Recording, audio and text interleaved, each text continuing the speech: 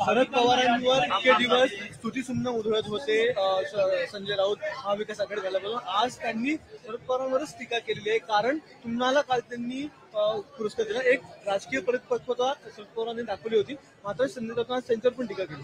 म्हणजे टीका करणाऱ्यांना त्यांची जागा लोकांनी विधानसभेत दाखवली, त्यांनी चारी मुंड्या चित केलं, सुपडा साफ केला आणि घरी बसवलं।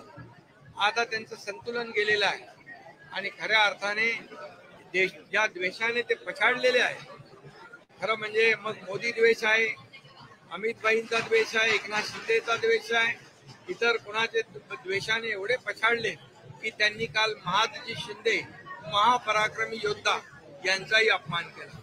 त्यांनी साहित्य संमेलन जे होतंय साहित्यिकांना दलाल म्हणून संबोधलं, त्यांचाही अपमान केला आणि या देशाचे ज्येष्ठ नेते शरद पवार साहेब आतापर्यंत त्यांना वंदनीय होते, माझा सत्कार केल्यानंतर ते त्यांचाही अपमान केला आणि म्हणून ही जनता जी आहे उघड्या डोळ्याने पाहते।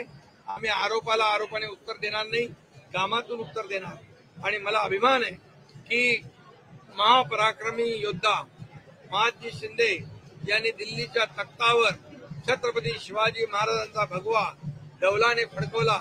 तो महापराक्रमी महादजी शिंदे राष्ट्र गौरव पुरस्कार या एकनाथ शिंदे सारख्या कार्यकर्त्याला मिळाला, हे माझं भाग्य आहे आणि शरद पवार साहेबांनी तो दिला याचंही मला समाधान आहे।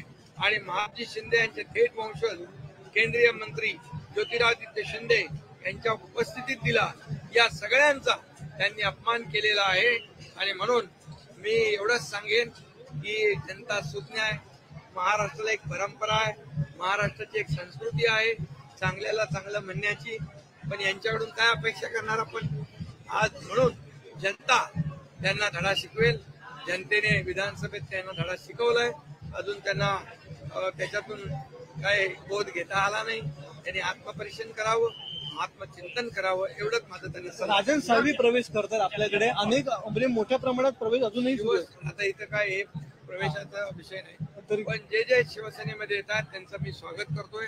शिवसेना एक बाळासाहेबांच्या विचाराची, धर्मवीर आनंदीगे साहेबांच्या विचाराची शिवसेना पुढे जाते। 2.5 वर्षात सरकारने काम केलं, जे काम लोकांनी विश्वास दाखवलेला आहे आणि म्हणून जे येत आहेत त्यांचं मी स्वागत करतोय।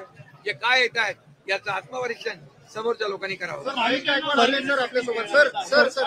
भाविकांना फेनिक्युलर रेल्वे सुरू झालेली आहे, फेनिक्युलरचं उद्घाटन होऊन जाईल, पण आज फेनिक्युलरने अनेक लोक आलेत, आता त्यांचा आज यात्रा आहे ती सफल होईल।